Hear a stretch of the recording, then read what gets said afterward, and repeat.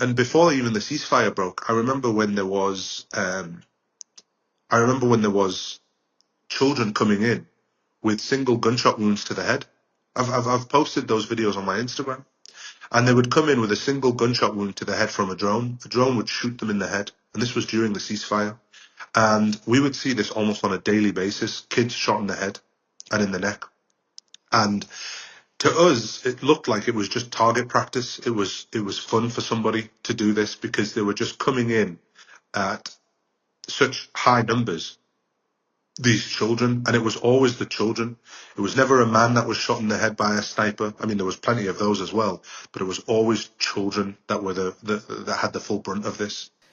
It's incomprehensible. And I don't know how you're still doing what you're doing. I can't even comprehend it.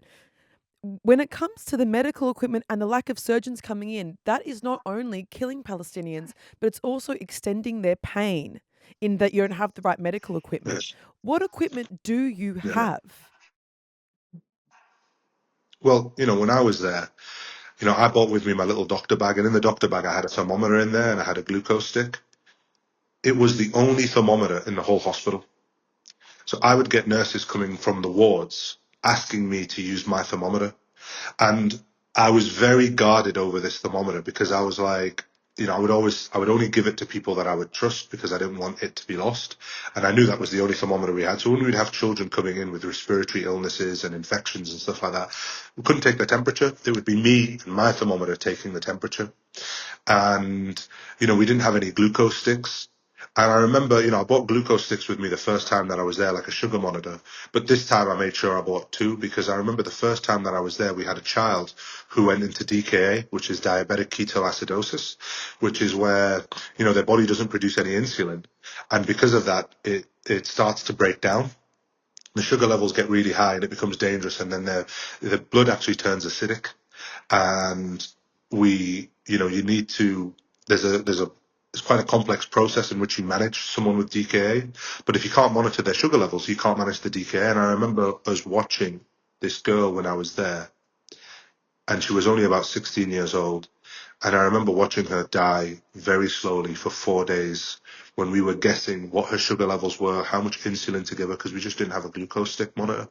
And she died. You've got to remember her blood is turning acidic every single day and it's burning from the inside out. And she was dying in the most painful, horrific way. And we just didn't even have any analgesia to sedate her. So, I was very guarded about those things that I bought because I knew that even if I couldn't save a life physically, just having a glucose stick and a thermometer and things like that would save lives. That's how basic stuff like that was missing. We didn't have a single ventilator in the whole emergency department when I was there at the Baptist Hospital. There wasn't one single ventilator. This is how horrific what goes on in Gaza every single day. And, it doesn't matter what side of the political spectrum you sit on this. This is not okay. And this is never justifiable in any conflict, any war, any political stance. Children dying in this manner is not okay.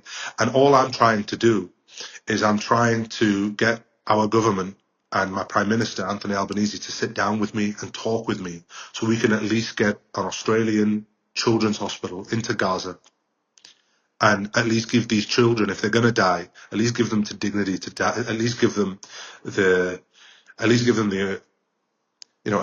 them the chance to die with a little bit of dignity. That's how low the bar is set right now.